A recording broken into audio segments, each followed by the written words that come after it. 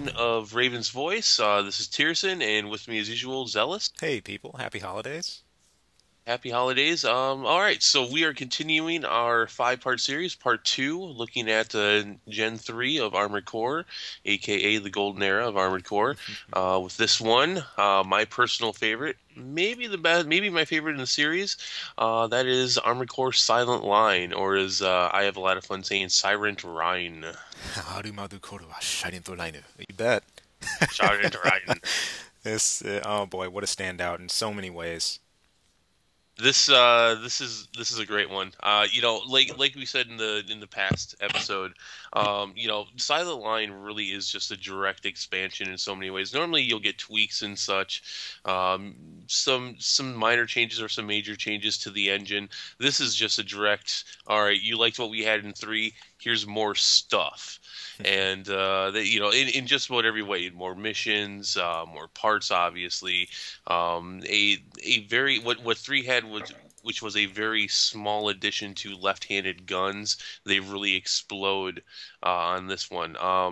There aren't things like coloring weapons yet, changing Hmm. the color of the weapons, or tuning parts yet. So what we had in this is we got a lot of alternate additions, alternate versions of weapons to really flesh things out. If you wish that something was just a little bit different in this way or that way, quite often one of those versions was put into the game.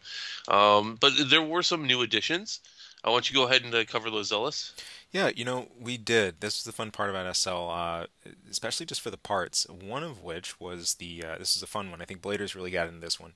Were the back boosters, a dual set of back boosters, in fact. They were called the Wakes. Now, these would later be named Pegasus, I think, and they had a few other names later in the series.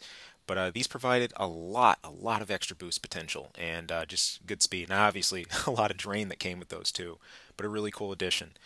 We also had the addition of a left-handed grenade here. People kind of Yes. know this as the little grenade rifle, and this guy would be a trooper and just really stick with a lot of the rest of the games in the AC3 line of the series. It stuck through Ninebreaker and Nexus, comboing with GLL, a lot of other cool weapons. Great addition. I definitely use this one myself.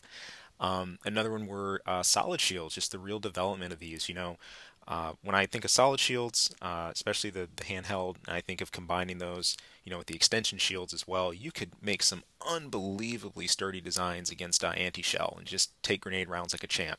You'd still Hmm. burn, Hmm. of course, but what these meant for tanks, heavily defended designs, you might want to call these early fortresses, pretty incredible stuff, and really changed the game for those types of defenses in a lot of ways. Just a couple of the other last things I will note about that. This was the age of MOB, aka Mirage OB.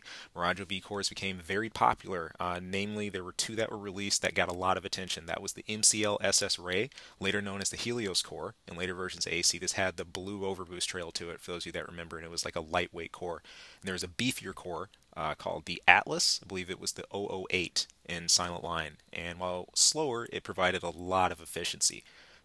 Those of you might remember Corpse Maker, a popular opponent from the arena, and also showed up during a mission where you did not want to see him at all, used this core as well, the 008, and really made some keen use of it.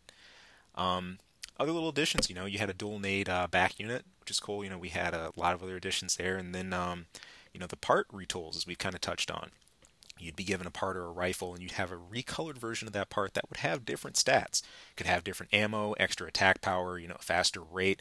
But this was cool. This was really pre-tuning, so you couldn't just take a part and tweak it the way you want it. But it said, hey, you like this weapon, this is another version of it. Fans argued all day that, oh, that's redundant. You don't need another part with that category. But I think this was really interesting and a cool way to keep maybe a part you liked or a theme you liked, but just be able to modify it and change it a bit to suit your AC.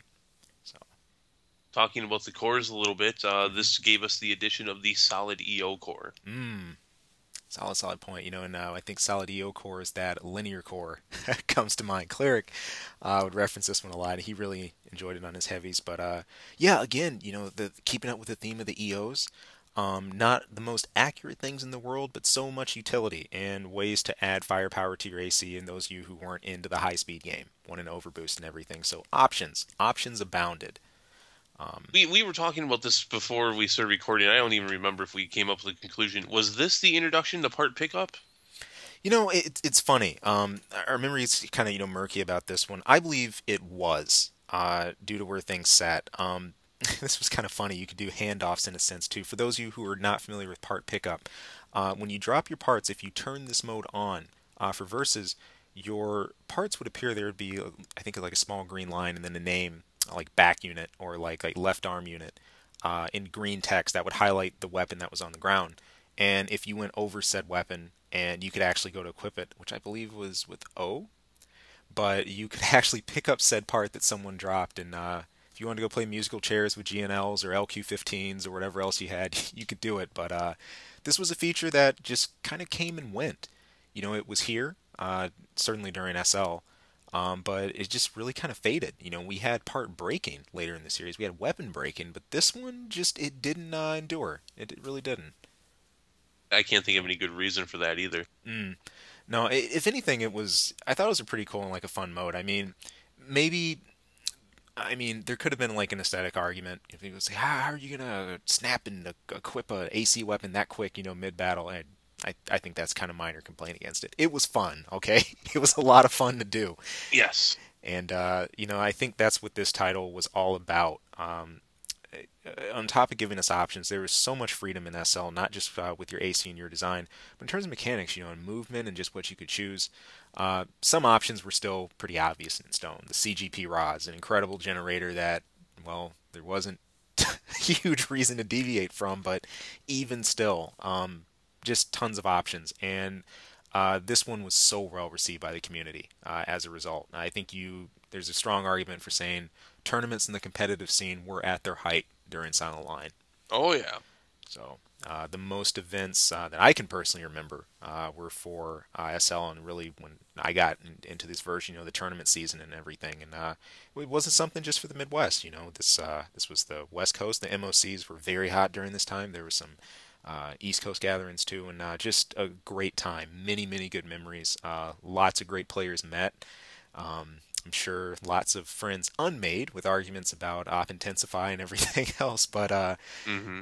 lots of activity in all ways, and forums included, and the player base just really, really strong during this period. So I can confirm, yeah, the Silent Line did have part pickup. Yeah. I actually went Hmm. to the game's manual to find that. It's like I've got it in the PS2 right next to me here, and so I've got the case. I'm like, well, I bet you that's in the instructions. Yeah. And yeah, there it is. You had it Yeah. right. It was the O button, Hmm. or the circle button. But yeah, this things really started to pick up with AC3. The community really started growing, and we talked a bit about this in the last episode. But I mean, what was started with AC3, both in game and with the community, really just hit a height with Silent Line, and Hmm. these two things really fed off each other well. Of course, you always had the usual issues like we talked about with Op Intensify Yep. and various things like that, and talking about banned parts. And Hmm. speaking of which, Silent Line brought in one of the most broken weapons ever, the MG800. Ridiculous, Abs- absolutely. Yeah, you say it. You go ahead. Absolutely ridiculous and just notorious. It's funny. It's easy when we think of this one to think, the most busted of all time. Tearson was great to, correct me before the show started. Not quite. It was not quite a finger. The finger, not quite the WA finger, but utterly insane. The MG800 is just what it sounded like. 800 rounds of madness, crazy firing rate, insane damage, extremely accurate, like little to no deviation off your main course, and good damage race with many, many, many things in the game. Yep. And a scary light equip weight for what it did and for its potential and power. And this little guy alone was very popular in ban list. In Yeah. a lot of cases was a sole guy to show up, but this, along with stealths, kind of made the real bad list during this time. But just a nutty weapon. If there's anything out of AC3 to pick for me, broken, it'd be this one. It's funny because I mean, we talk about how with Gen 3 that the Kurosawa, this is when it got kind of balanced out with Hmm. the rest of the parts in the game. But From was still putting in things in the game to really just kind of make it cheese. There was some cheese in the game still, and it's just this is obviously one of them. I guess I think it's safe to assume that there were parts put in the game to really make things easier for those that were having a hard time, and I Hmm. think that's what Op Intensify was, and at least one of the reasons for it, and I think the MG800 was another one. Yeah. Definitely, it's some of these parts. I think some players would nickname that as a sort of crutch that you could use that would help you through. You can even go on YouTube today and look for a specific mission. I know there's one I was looking at earlier: Defend Lotus Factory. Fun mission. A satellite weapon was after you in the middle of fighting a small army of MTs and an AC. But a lot of these videos you'll turn on, even some of the random ones. MG800 is such a popular choice, and I chuckle about that. Even now it's like, wow, I can go back and watch an SL vid from a number of years ago, and a good 70% of the time I'll tend to see this pop up in channel somewhere, just a casual playthrough, someone utilizing this weapon because it was not rocket science to see how effective it was. So these were the parts that very multi-purpose. You could use it to push through missions. You could easily use it to push through arenas you're having trouble with. Taking it into more competitive play, it really was a jack of all trades. It just fit so many roles. On the topic of parts, I think Silent Line really starts to show some parts being made that were used with the theory of dropping or picking up For later on in the sure. match. Like for example, I'm looking at some of my builds here, and I've got Yeah. I'm actually weighted for everything except for one in particular back part, which was a two-shot Oh yeah. weapon. And as soon as I'm looking at this thing, it's like, oh, that's right. I would have this on. I would immediately start the match, shoot this off, and drop Hmm. it. Definitely. It's I had a drop version of the same design. It also matched very well with a certain set of extensions that were tended very well with its ammo count. But this is where I think this really started to fall into a really viable strat. Obviously you could in vanilla Armored Core 3 with drop feature implemented, but again, with so many more expanded options here, you really had the chance to look through those back units, those extensions, maybe that arm set that you wanted to just use off the bat and then drop. And from personal experience, this was always a popular theme too, even in events. Now, fortunately, in a competitive setting, especially if you were playing AC land based, like if your opponent was right across from you, that other TV screen, due to volume settings, you could normally hear someone was overweight coming in. It tended to give you a bit of a sound cue with what to expect, or a heavy volley up front, or something coming at you. But a cool theme, and again, we've seen this echoed all the way into current AC. You can go and check out some replays of even in Vanilla 5, whatnot, for the current era, and people who would come in for I think like early AC5, with some of the sentries, dropping some extra sentries off and then immediately purging those and just going with your full theme. This was Right. SL was the game that really helped to solidify all of this, and still goes on. I'd forgotten So about this. Is also interesting to note. I think that Silent. I mean, we had a couple non-blade and non-shield items in the left hmm hand in three, but in Silent Line, where they obviously expand this, and this is now hmm just it's not just weapons that you don't lock on with. I mean, this is you have a full-on arsenal in your left hand, although it's still limited to in oh yeah, comparison to the right hand. But I think in this was changed in Nexus, I believe. I think Silent Line's the only time where the left-handed weapons all look different from the right-handed counterparts. The shotguns, the yeah, machine guns. I mean, they looked different. This is obviously something they didn't continue. I mean, AC5 and Verdict Day is an example of, well, all the parts are on both sides and they don't look right. different depending on which side that they're on. And some of these do look very similar. Like some of the sniper weapons look very similar to the left and the right hand. But yeah, I mean, they all look completely different. They each had their own style depending on the arm that they're on, Definitely. and they weren't the same item. You didn't equipped rifle A on your right hand and rifle A on your left hand. There were different. They were different parts altogether. It's kind of something I miss. When I hear that, especially about the different rifles, I instantly think about the intro to For Answer as White Glen equips its two. Sorry to bring that into here. Ah, yeah. White Glen equips its two rifles. It had two distinctly different ones, but but by this point in the series, again, you had your option to equip the same weapon. On the other side, here with the market difference, I really enjoyed it, both in terms of aesthetic and function. I think there was a big focus on this because of how new it was to the series. Like most players had known that left arm slot for your blade, or just your offhand, or perhaps an energy shield or something of that nature, but it never went too far. And vanilla AC3, started to look at this, and now SL, it really just took off and expanded. And for the first time, you were really able to make a lot of cool choices with that. People loved it. Is really a neat early evolution for dual rifling, dual gunning. Again, we see this echoed all the way into current AC, and it was started here. And I don't know how much feedback from took about the way players perceive like these parts or the way the stats were laid out, because later the very next version we had tuning that came in, and so I think that eliminated the need for some things or the immediate recolors or retools of similar looking parts. But even still, in a way you can look at this as kind of tuning in its earliest form. You couldn't tweak the stat directly, but still you had the ability to equip the same class of weapon, but it was still going to have different stats, and for that left arm version, slick stuff. Slick stuff. Mm-hmm.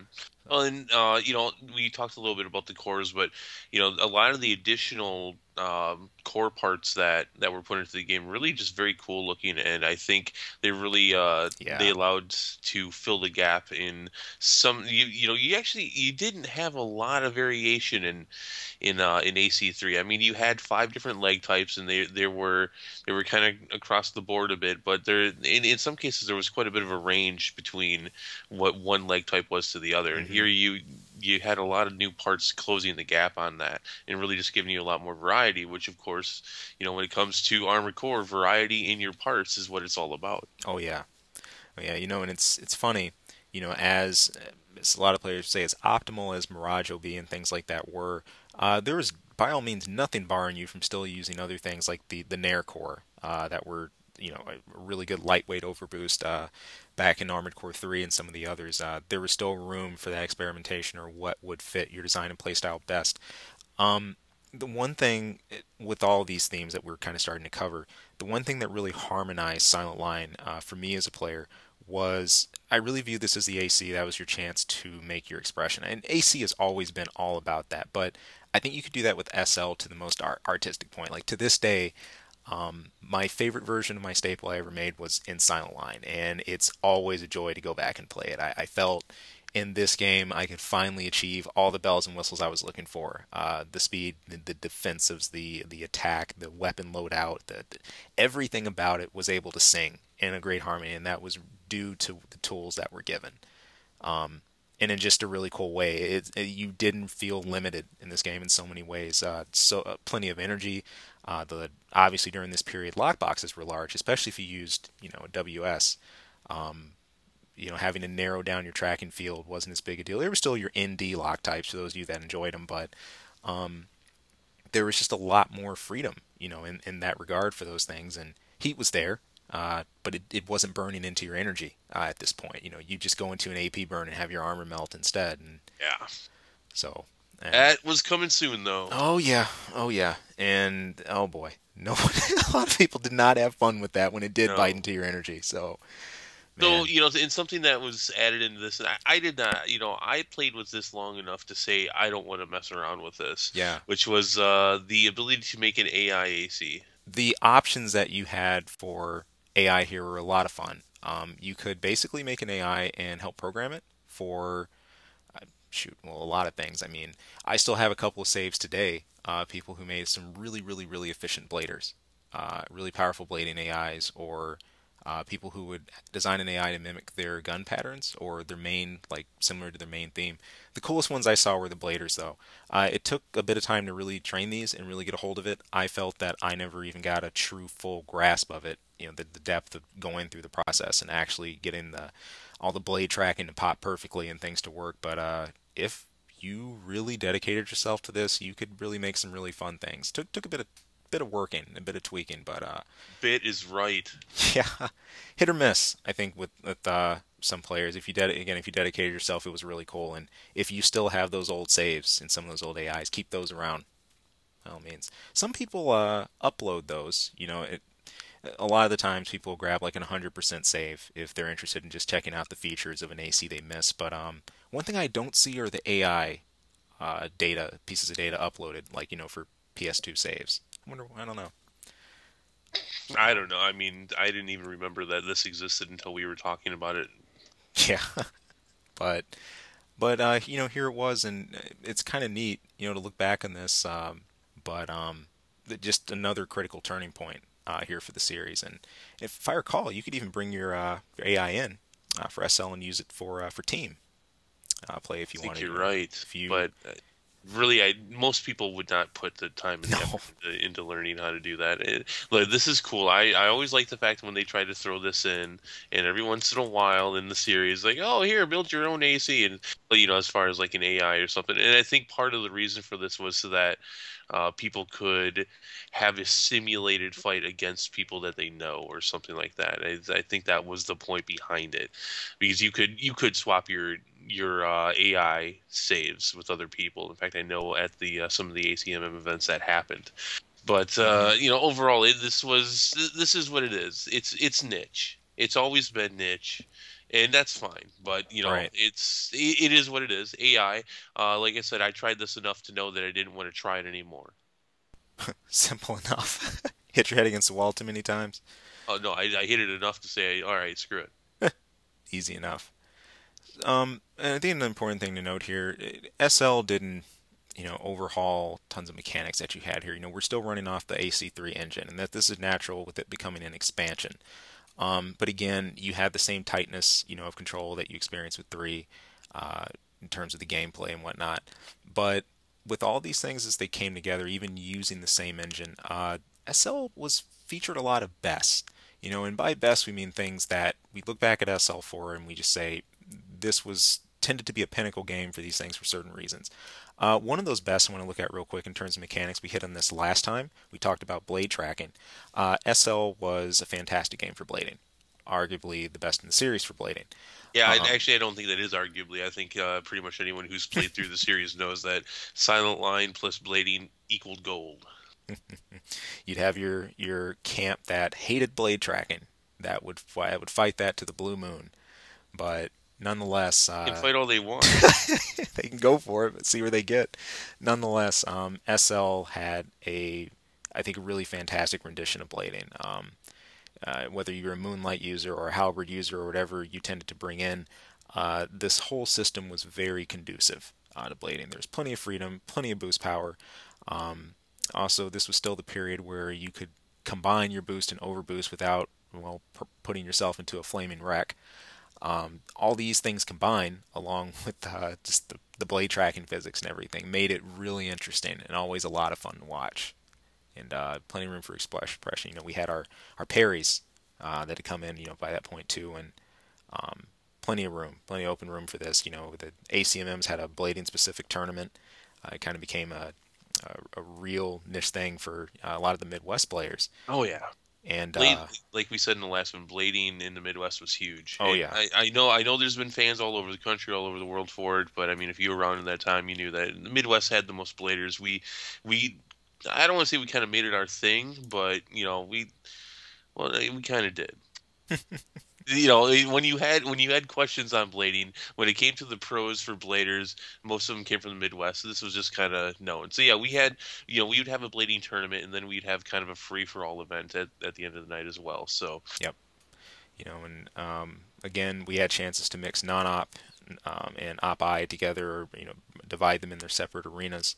But the other thing this came to, not just in styles for people who love to use blades, I think this is a real time for people who use heavyweights such as tanks, especially tanks.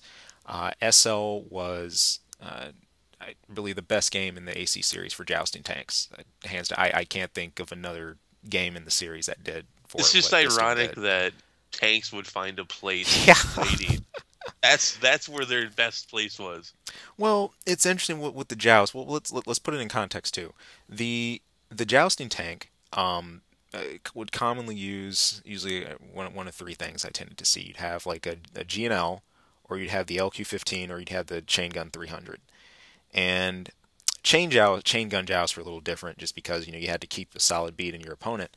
But these went a lot of ways. Some tanks would just layer up very heavily with defenses, like to get the external shields and everything else, and get the cannon. Or they go for the turn boosters to joust at you with the powerful cannon attack, then turn, come at you again from another angle and hit, and then cut the assault and maybe switch up to another weapon. This really became a kind of themed style in this.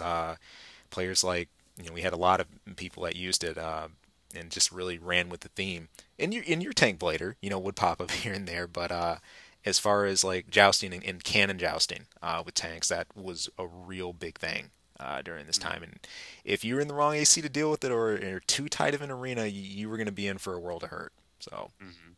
very fun stuff.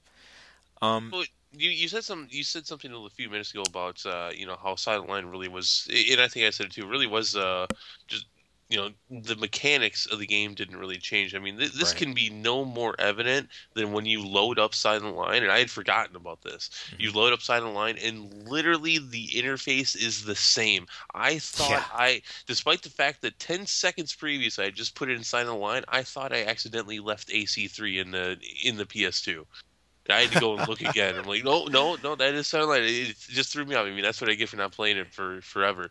Um, but yeah, the garage music, the interface, it's all pretty much the same. Where it's changed is where it needs to change. But Hmm. I mean, even to the point of it, everything in the main menu where it has the arena, the extra arena, the garage, mail, system, all of that's right there, and it doesn't look any different. You go Not into at the all. garage and it's the same.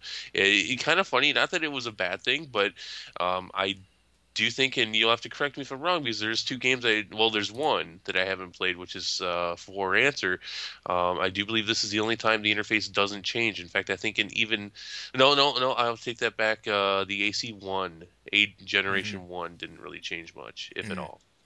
Yeah, there was not much of a shift as you had things that built upon what you had in terms of parts and everything. But when we talk about shifts from base game to expansion, AC2 is always one that pops to mind, because you had especially that change in heat. You actually started to feel it a bit more during that point, but not here. Not in SL. An expansion in every sense, building on the things that were predicated and placed on in three. And in all ways, I think this is kind of funny. It's not just in the gameplay aspects and preserving that and making them stronger in a lot of ways, but even the story, the way it developed in lore. The mission path in Silent Line reminded me a lot of kind of how AC2 was pointed. Each mission you did in AC2 kind of brought you closer to evolving truths about the corporations, what was happening on Mars, the Frighteners, Leos Klein's group. Similar to that, it really feels like you're building towards something in SL. It doesn't just all wait for a couple of missions at the end.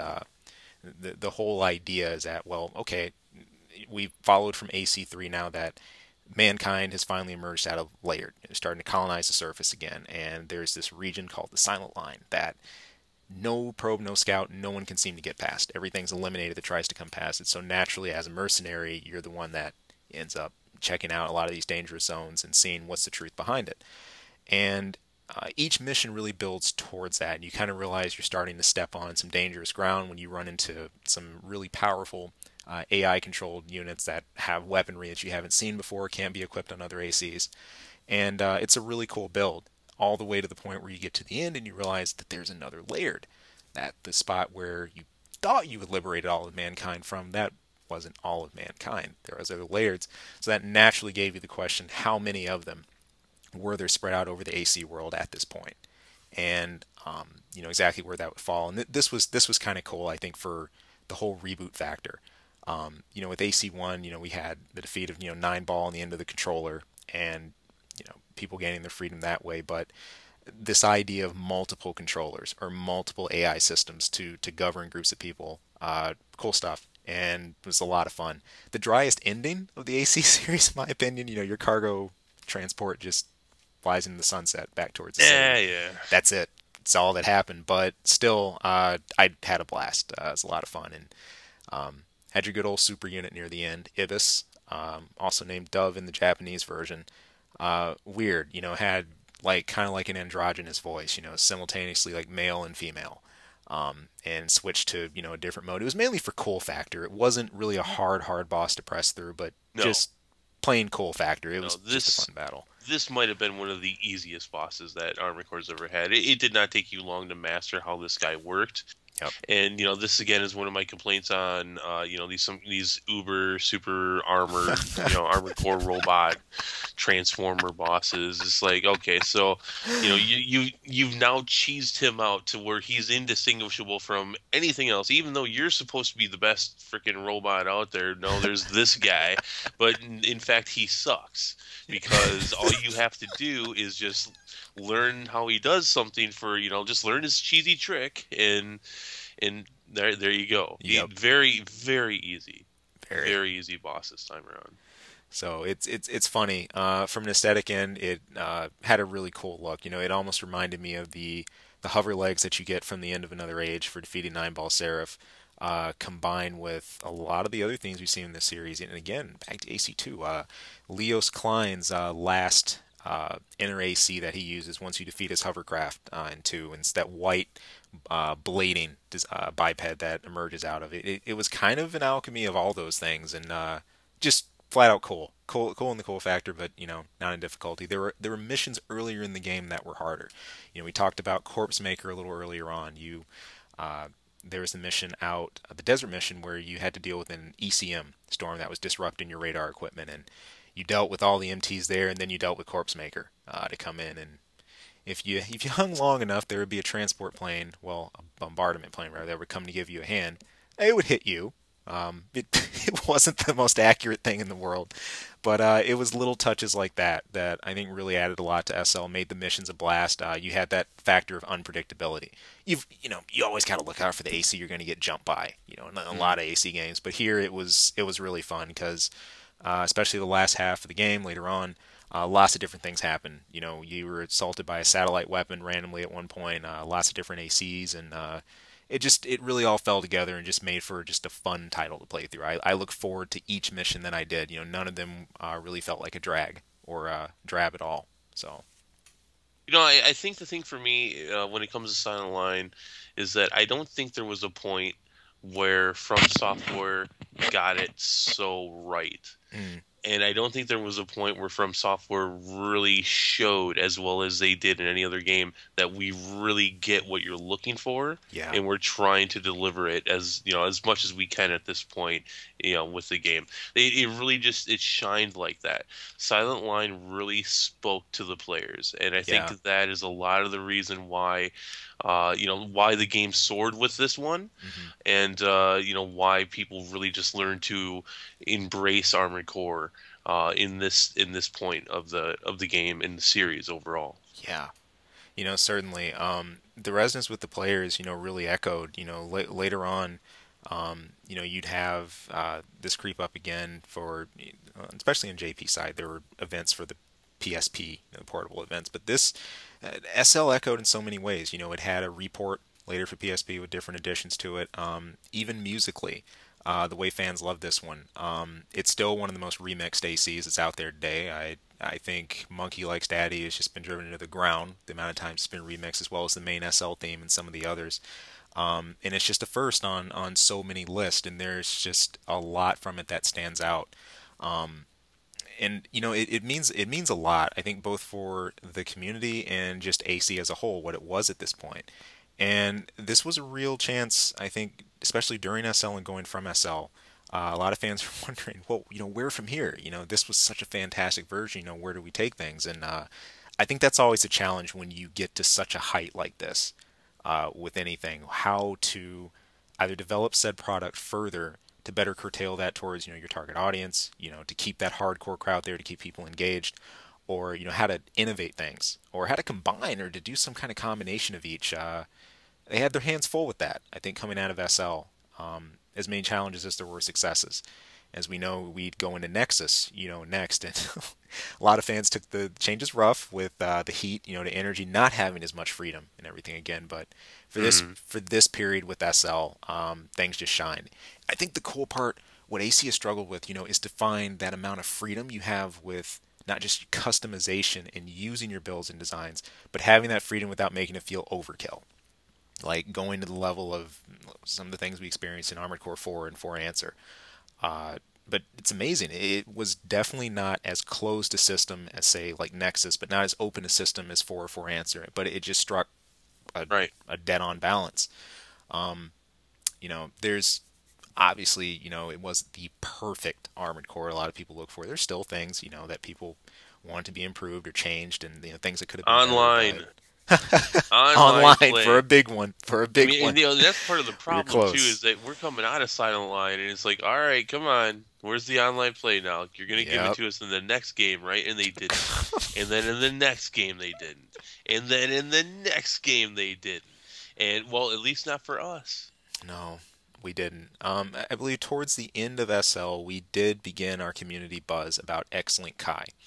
This is when I really remember taking this off, and there were fans going nuts, hoping that, oh my gosh, will SL be playable online? Is there a way to do that? And it ended up as starting with Nexus, and up. So that was a bit of a letdown for a lot of people. But that's when a lot of the buzz started about it. And I think the good side of it, again, showing what SL helped do for the fan base, was to help shift those people who were really into SL and still excited about AC into this next stage of play, for online. Like, despite how limited Nexus was with, limiting your energy, turning up heat mechanics a lot, this was a spot where people could now have a lot more competition, especially due to X-Link Kai. If you went through all these troubles and cut your toenails in the precise right order, you could play AC online. And this was a joy. It's essentially about tricking two PS2s to thinking they were locally linked via LAN, like in the same room. But obviously, it was over a distance. And I still remember at the last event I remember passing out things was at ROP. It was in Illinois. I believe, Tierson, you came to this one, and talking about speculation for Nexus, and we passed around some info about Kai and the possibilities of connecting it. And of course, people wanted to rig that to try to get SL, on board and everything, but that never happened. Hmm. So, but plenty to garner from this. A great success for the community, for Armored Core, I think as a whole, and just for the brand, period. And this is one that I wonder, how much from will I think look back on, especially going into AC6. I think it's only natural when you come to another step, especially when you're stepping into another generation, to evaluate where you've been with your series, where you're going with your series, looking at your biggest successes and your biggest down points, and how to turn those things into not just a sellable product, but an awesome product and an Right. enjoyable product people will get into for years to come. That's the key, in engagement. It's same, Diablo 3 had just utterly record-breaking sales in terms of PC, but again, when we talk about player retention, that's a different story. We know if you can retain those players, if you can keep that level of excitement high, you're going to have a good community out of that, or you're going to have people that are willing to stay and invest in it. That's what counts. So, crossing our fingers that we uh, see from just at least take a look at SL. I'm not saying give us this SL version 2, no, but look at what made this great, what they were doing at this point in the series, because it's neat. SL wasn't the lightning bolt to strike like Final Fantasy VII. FF7 hit ripe soil at the right time. It jumped system. It went from Nintendo to PlayStation. It did wonders for RPGs. It really helped the full motion videos. It just had a lot of things in the right place at the right time. Armored Core Silent Line was an expansion to AC3 that was crazy popular, and you didn't have this exact soil or all these things moving into pace and the sun and the moon aligning perfectly. It was well executed. I think plain and simple, well executed, well built, a well fleshed out expansion, and hopefully those concepts are borrowed from again. So, Yeah, yeah, it'll be interesting to see. I agree with what you said. I think if they go back and look at some of these games, I think I've mentioned a couple times in the past that if they're going to look at one of their games, they're going to look at AC2. But yeah, mm, I think you have to throw Silent Line in there as well. A lot of other factors that just made this game so great at the time that it was, but just yeah, solid game. And they go into Nexus and they switch some things up, and I didn't agree with all of them, but right here, I think depending on how things go in the future, when you look at an AC game, I think a Silent Line ends up on the top at least right now. oh yeah, for certain. And heck, even when people still look up LAN, if you have linked events, people want to get PS2s together. This is pretty much a shoe-in. I know if there were anywhere I were to travel to play Armored Core today, this is a game that never leaves my wallet. For games, it just doesn't. I think it's an utter shoe-in. If you're going to bring anything else, you're going to bring Last Raven and the others, you got to have this guy along, even if it's just for a blading event or to pop in or shoot some howitzers. It's a blast and a lot of fun. Dearly missed. So There you go. I don't know if there's really anything more to say about this one. I mean, a lot of the stuff as far as mechanics and such, we touched on in 3. Yeah. So we did, and again, a system that echoed that. But some of you out there who played SL enjoyed it. Maybe you haven't played SL. Maybe you're curious about some more factors of it. Whatever it is, drop us a line. It's ravensvoiceacl@gmail.com. You want to send us a line about your experiences, talk about that or something otherwise. And also don't forget, on armoredcorelegacy.com, you can not only check out this podcast thread if you'll be curious about following it, but you can also find plenty of news connecting to the rest of the AC series. Or if you want to just go post up a thread about SL, check out some designs, check into something else.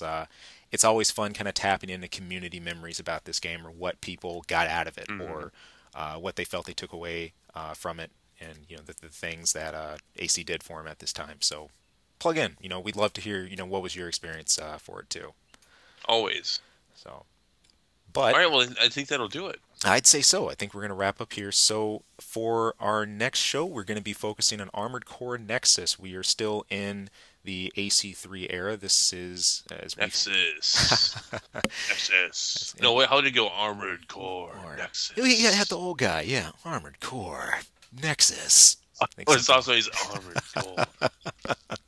Yeah, but Nexus, of course, it brought a revamp. Yeah. I can't say a new direction for the game, but definitely there was a turn. So until next time, stay tuned when we go into our next discussion, and stay warm if you're cold. Other than that, happy holidays to you. Take it easy, and thank you for listening. Have a good one. Happy holidays. See you later.